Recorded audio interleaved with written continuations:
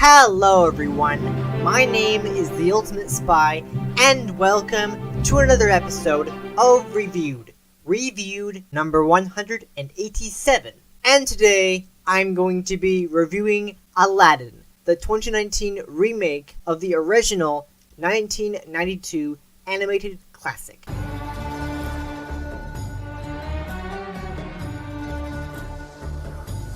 So, what did I think of the live-action Aladdin?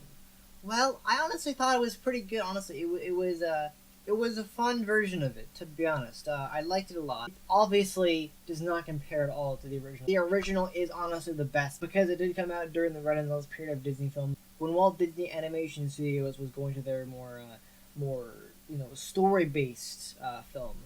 Their storybook thing that actually based off of actual stories instead of original things. And this one, it's definitely different. They really did change a lot of it. I have some notes I took here. I usually have the notes I write on my computer so I can read off the notes and kind of give a summary of it without having read the entire thing. But I do have a physical notepad that I use for this particular episode, just because it's different. It's a movie that I was not watching on my computer, so I had no way to stop and stuff. I couldn't go back and take notes and stuff like that, just because this is a library copy of the movie, and that's why it's taken freaking forever to get another episode out. But I'm glad I finally did this. So yeah, this movie was definitely different. I mean, it was basically the same plot. I think the reason why Disney is remaking a lot of their films from this period specifically. I mean, yeah, Dumbo was their second or third animated feature, but that wasn't during the Renaissance. And yes, that was this past year, and this year they've been heavily focusing on the ones that said during the Renaissance. We got Mulan coming out next year, so a lot of ones based off the Renaissance period, because that was their most successful year in their animated history, which is amazing. So yeah, basically this episode is basically just going to be talking about the changes and additions that were made to this version of the movie, because obviously the original was far superior, and they had to make it different, because they can't just do a shot-for-shot remake, because people are tired of that. Although, with this kind of movie, the reason why they wanted to bring it back was because Aladdin was such a successful movie. It was incredibly successful. It had some incredible voice acting, and they wanted to reimagine it for a 21st century audience. So the opening scene does not contain the titler at all. It's very interesting, because you see a giant boat and then it shows to a smaller boat, and it turns out that this is actually the story that we're being told is actually through the genie in its human form, because the genie does actually become human at the end of the film, which is not like the original at all. And he marries this adorable woman. She's Dahlia, and she's Jasmine's handmaid. I'll get to that later.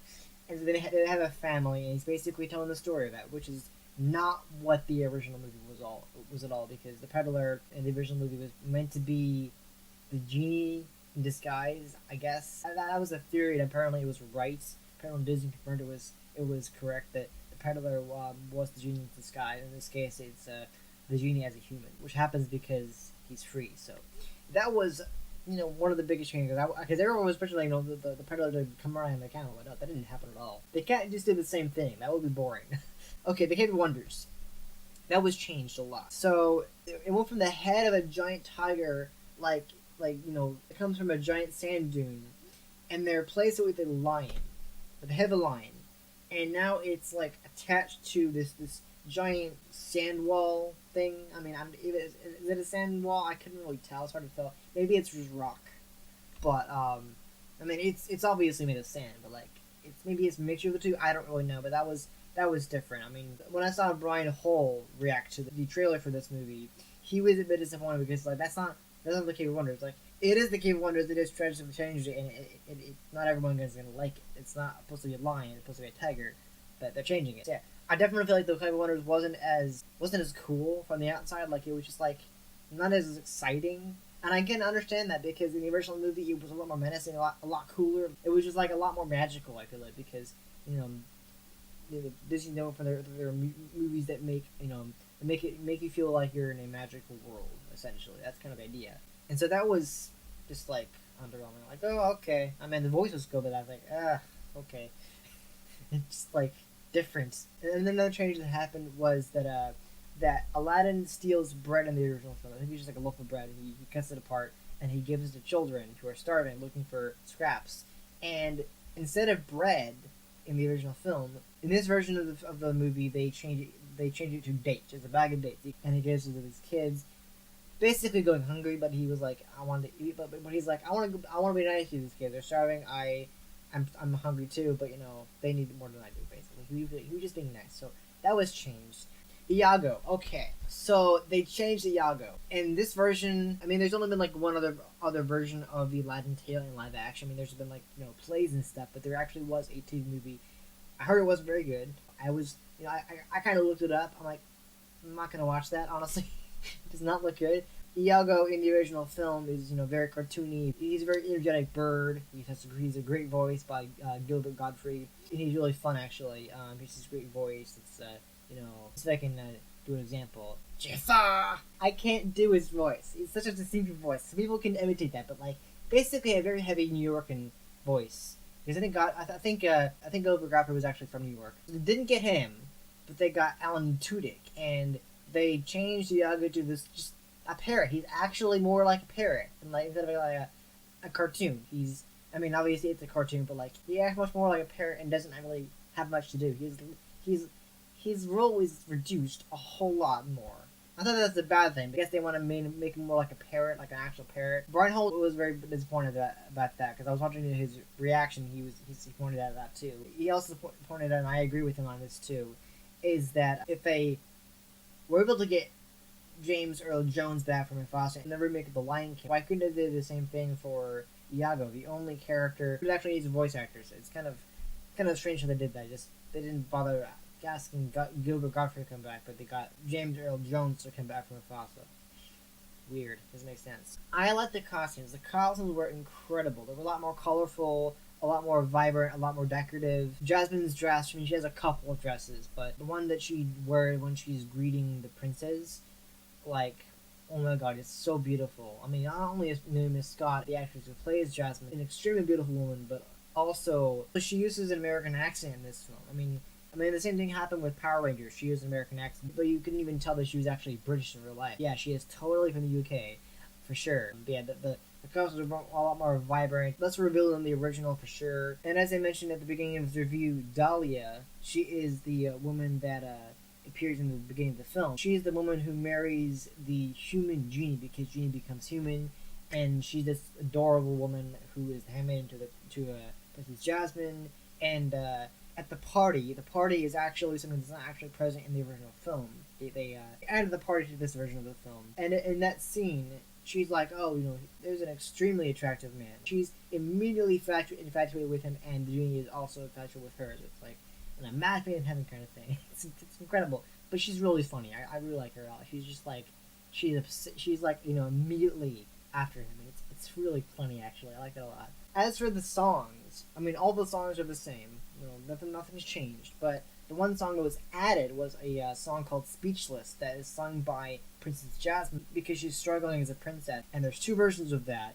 It's kind of like how in the original Beauty and the Beast there was two versions of Belle. In this movie there are two versions of the Speechless song. One of them is at the end of the beginning of the movie, and then the other one is a longer version of that. There's a lot more going on in the song, and that happens in the beginning of the end of the film. So it's a very amazing song, and I really liked it. So it was a great addition to the film. I really liked that. Another change that they made to this version was that when Aladdin is captured and put in jail, like in the original film, this old man disguises himself as Jafar and tricks him into getting out and going to Cave of Wonders and all that stuff.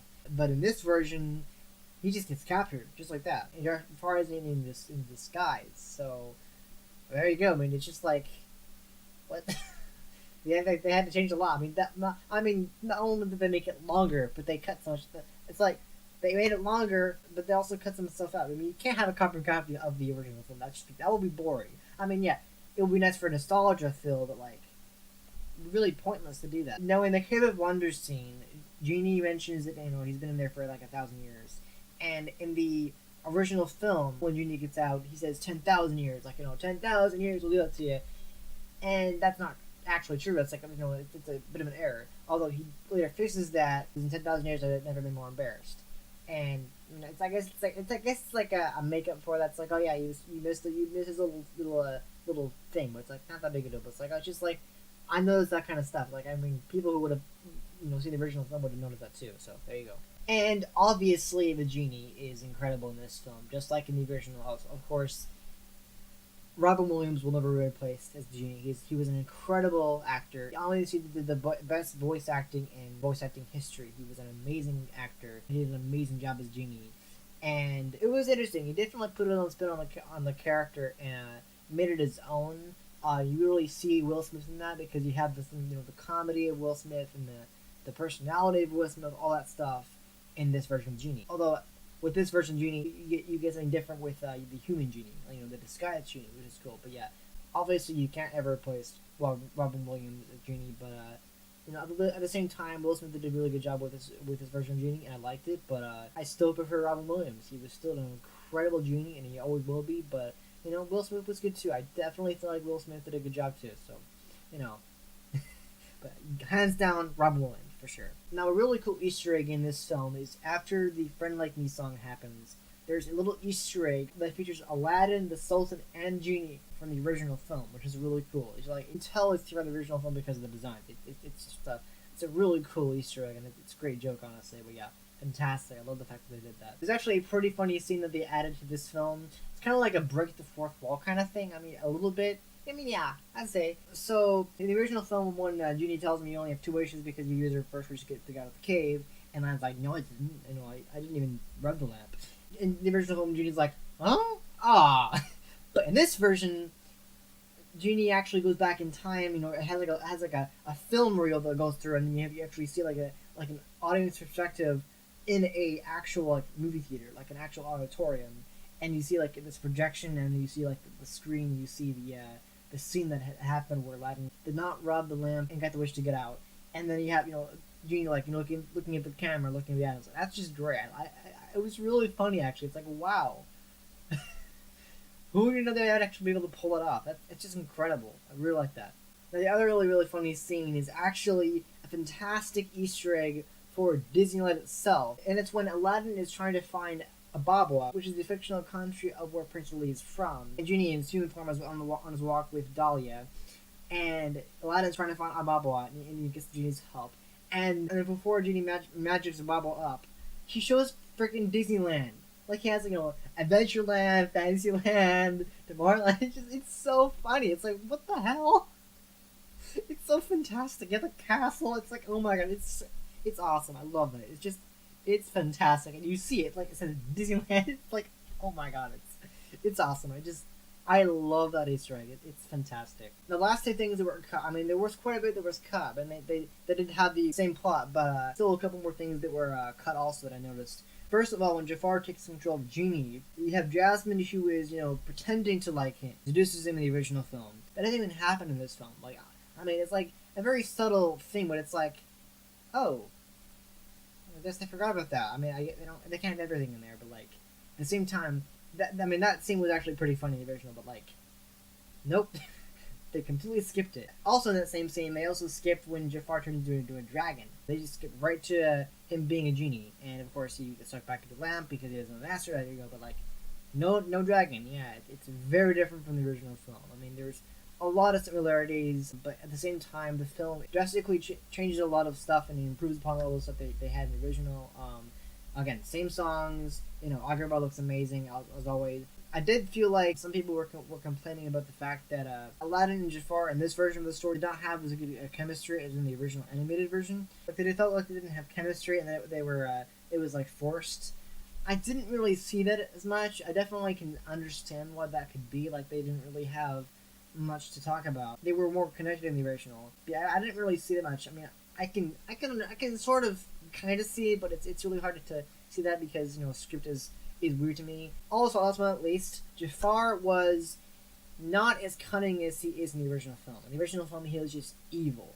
But in this film, yes, he's evil, but he's just like he's played in a very different way. He kind of played as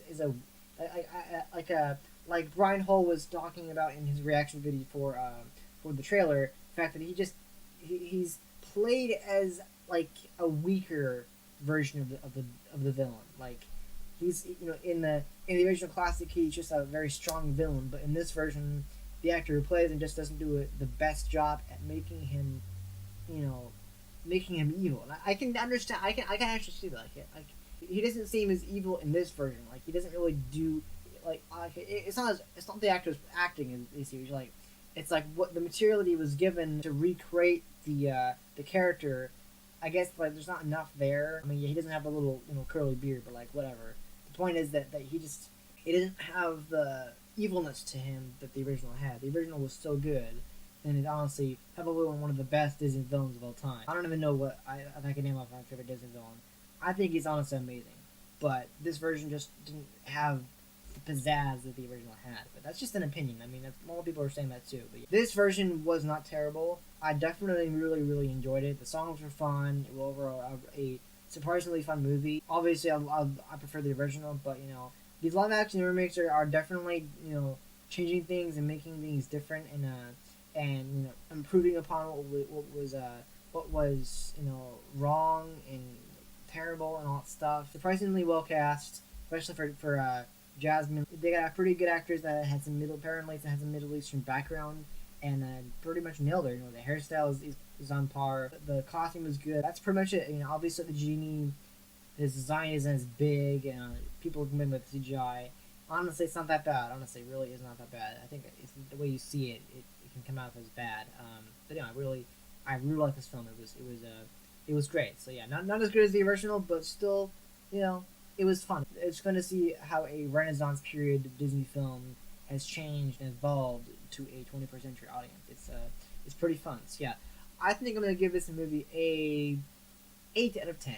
Not a perfect score because it wasn't a perfect movie. There were things that they changed, things that I was a little bit disappointed with, but I'm not saying it was a bad film. It was a great film. It just like things that I was like, they could have done better there, but it wasn't bad. I did like it a lot. So yeah, 8 out of 10, and that's where I'm gonna leave this episode. So anyway, thank you guys so much for watching this episode of Reviewed. I hope you enjoyed it. If you did, please hit the like button. I really appreciate it. And if you are new to this channel, subscribe for more episodes of this series. Also, make sure to click that bell to enable alerts so you don't miss any of my uploads, and I'll be back next week with another episode. Great. See you.